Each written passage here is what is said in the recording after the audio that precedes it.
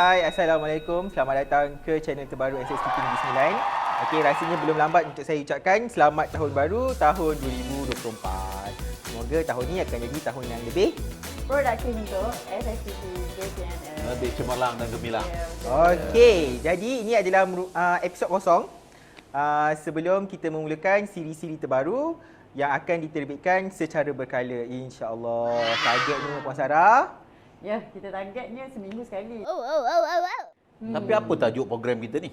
Tajuk channel kita? Baca CS. Sembang-sembang tentang, pendidikan. Jadi, sebenarnya impian kita akan slot in ruang-ruang kosong. Podcast sekarang ni banyak, tapi tak ada yang membincangkan tentang Pendidikan. Pendidikan, serius ya. lah. Bukan kita nak kata serius lah, tapi kan Betul. kita nak kena bawakan sesuatu pembaruan lah dalam bidang podcast ni.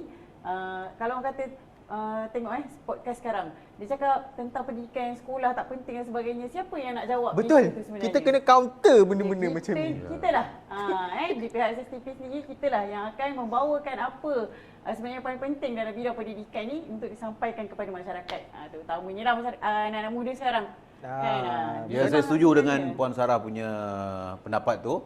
Maksudnya pendidikan kita, apa yang berlaku sekarang ni kita kena war-warkan, kita kena maklumkan pada masyarakat supaya mereka tahu pendidikan kita ni sekarang sudah banyak berubah.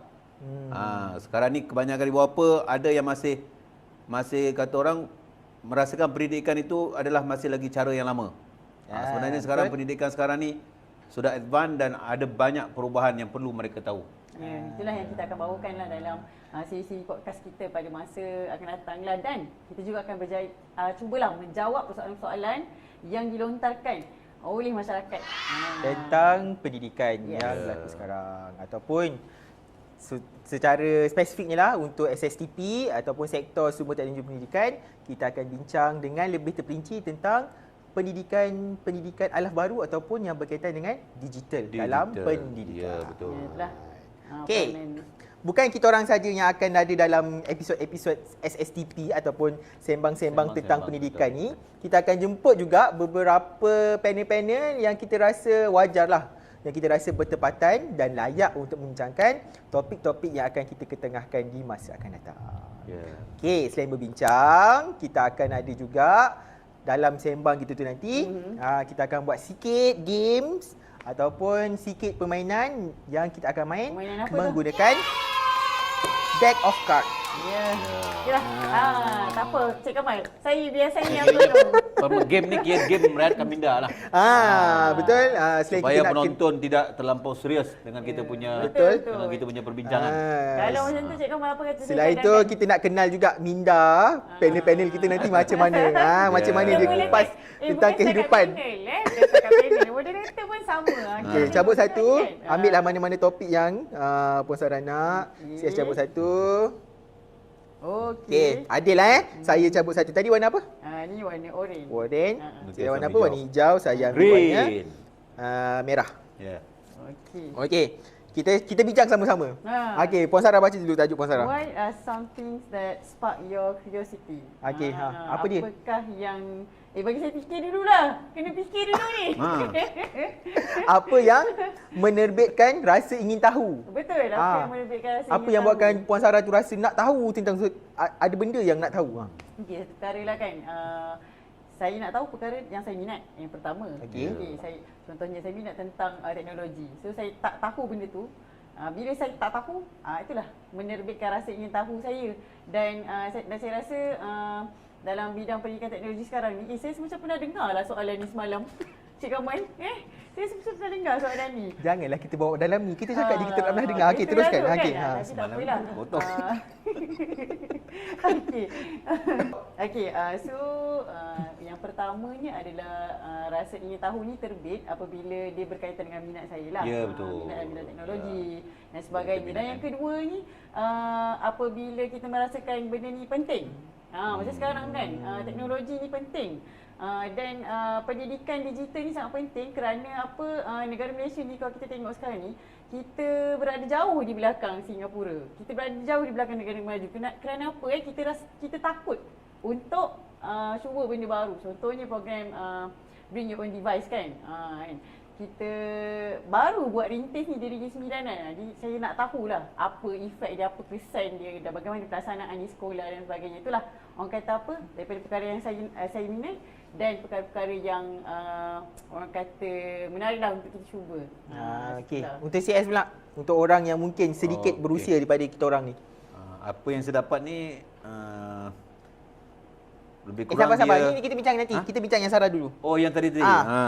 Ya, seperti yang Puan Sarah kata tadi, maksudnya apa yang kita nak tahu tu berdasarkan apa yang kita minat lah. Bila kita minat sesuatu tu, kita mesti akan berusaha untuk mencari ataupun mendalami apa yang kita minat tu supaya kita betul-betul, kata orang tu, betul-betul master pada apa yang kita minat, kita tahu. Kalau kita tak minat sesuatu tu, mungkin kita takkan ambil tahu kan. Jadi maksudnya yang perasaan ingin tahu tu memang betul pada minat kita. Jadi bila kita minat, kita akan cuba dapatkan info, dapatkan maklumat supaya kita lebih tahulah apa yang sepatutnya kita ada. Tapi macam mana dengan pandangan CS kan?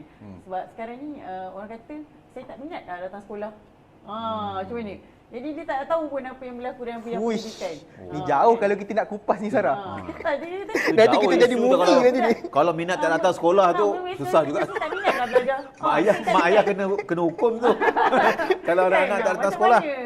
Kita nak mencetuskan minat curiosity budak-budak ni kan, murid ni kan terhadap bidang pendidikan ni. Macam itulah. Maksudnya kalau budak tu mungkin tak minat datang sekolah, mungkin Kementerian Pendidikan ataupun dekat sekolah, jabatan ke PPD ke, mungkin boleh selesaikan masalah tu dengan aktiviti-aktiviti sekolah tu dibuat sesuatu yang lebih menarik supaya budak tu sendiri daripada tak minat datang sekolah, dia akan jadi minat datang ke sekolah. Itu macam itulah. Okey, yang ni pasal dia tak minat datang sekolah ni, kita akan kupas dengan lebih lanjut.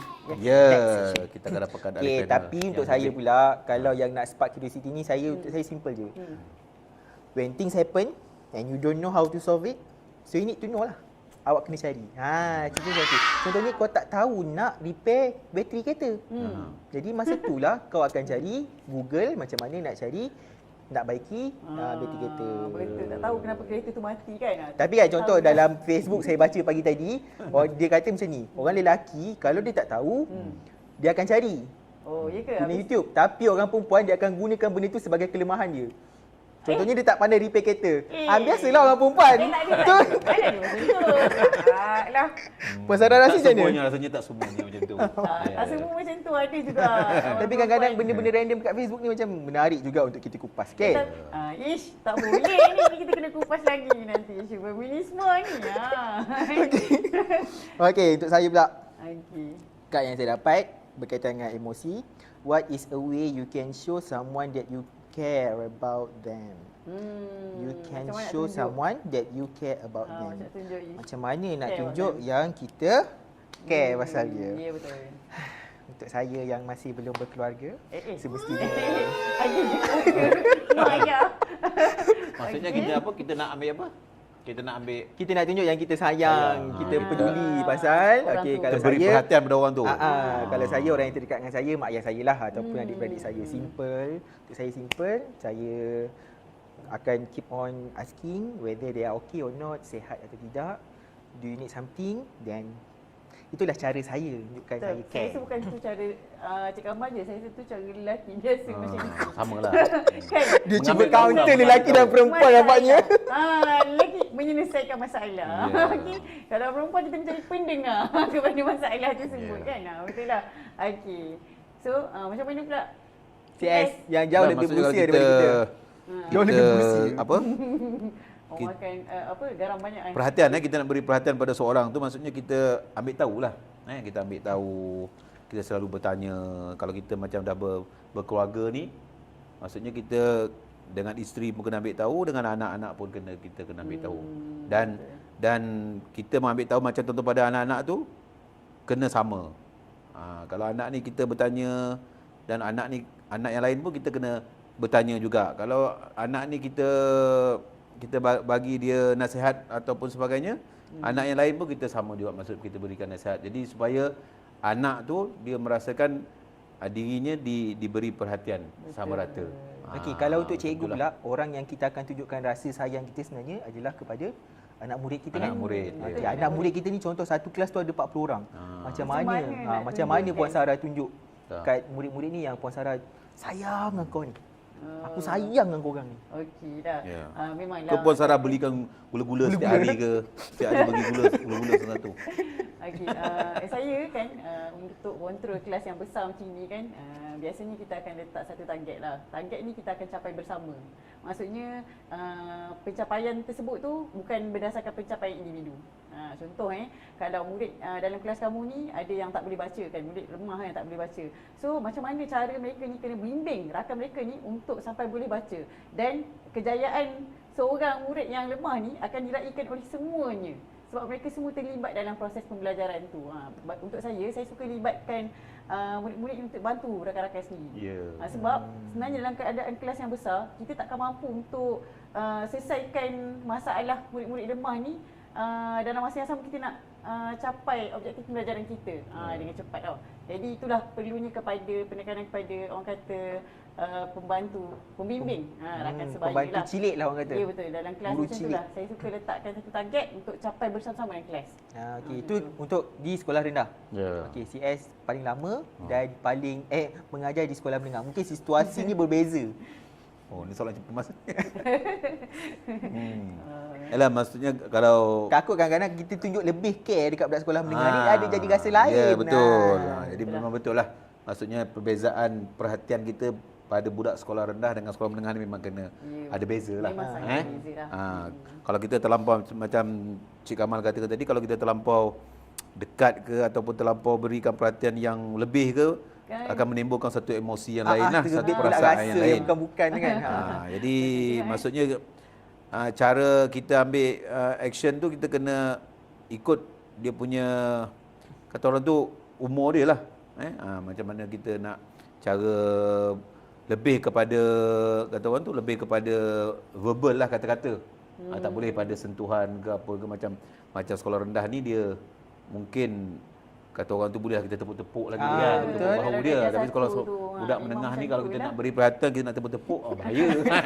Jadi macam tu lah maksudnya. Bertepuk kau kepala polis macam tu. Dia lebih kepada motivasi kata-kata yang boleh memberi satu nasihat, keteguran lah pada mereka lah, macam itulah. Betul lah tu. Tapi memang sebagai seorang guru ni kita memang ada rasa caring pada murid kita. Betul. Cuma memang kita ada keterbatasan yang kita kena jaga untuk kata apa, inilah diri kita dengan murid kita lah. Macam tu kan. Okey, yes, soalan CS. Okey, giliran saya ni kad yang saya terima ni lebih kurang maksudnya apa perkara yang baik yang boleh kita katakan pada diri kita setiap hari. Betul ke maksudnya? What is something nice you can say to yourself every day? Betul tu? Betul? Betul. Maksudnya apa-apa kata baik, maksudnya kalau saya ni setiap hari kita kena kata positif lah pada diri kita. Apa contohnya? Bila kita nak keluar rumah tu, kita apa yang kita nak buat hari ni, kita mesti positif. Maksudnya kita tak boleh kata hari ni malas lah. tak boleh jadi malas lagi tu. betul. Tak boleh ada rasa kata malas ke fed up ke apa kan. Maksudnya kita kena katakan sesuatu yang boleh, okey hari ni aku nak buat ni, boleh ataupun kita pun walaupun macam apa, kita merancang, kita merancang lebih awal. Supaya apa kita nak buat tu, hari itu kita nak buat ada sesuatu yang positif pada diri kita. Jangan kita tak ada rancang, lepas tu tak tahu, lepas tu akan menimbulkan rasa boring ke, rasa malas ke jadi macam itulah lebih kurang. Tapi yang kita sebagai manusia ni akan ada hari yang kita akan rasa macam aduh kan down, macam mana CS atasi perkara tu lah. Kita buat air kopi panas lah. Contoh podcast lah Orang kata minum hari tu Jom minum tu. Minum tu Kita kan. Okey. Pagah. Macam tu bila saya ni. Kalau Sarah macam mana Sarah? Eh, Kalau Sarah macam mana? Kalau saya. Apa yang akan Sarah cakap kat diri Sarah setiap hari? Okey, contohlah. Okay, Bila bangun tidur tu. Kalau saya bangun tidur tu, saya rasa macam hari ni saya nak buat apa. Saya mesti ada target apa nak buat hari ni. Ya. At least satu perkara selesai, kita dah rasa Alhamdulillah selesai. Alhamdulillah boleh capai. Sebab kalau kita bangun, pergi kerja dengan tak ada target, kita akan rasa macam hari ni aku capai apa.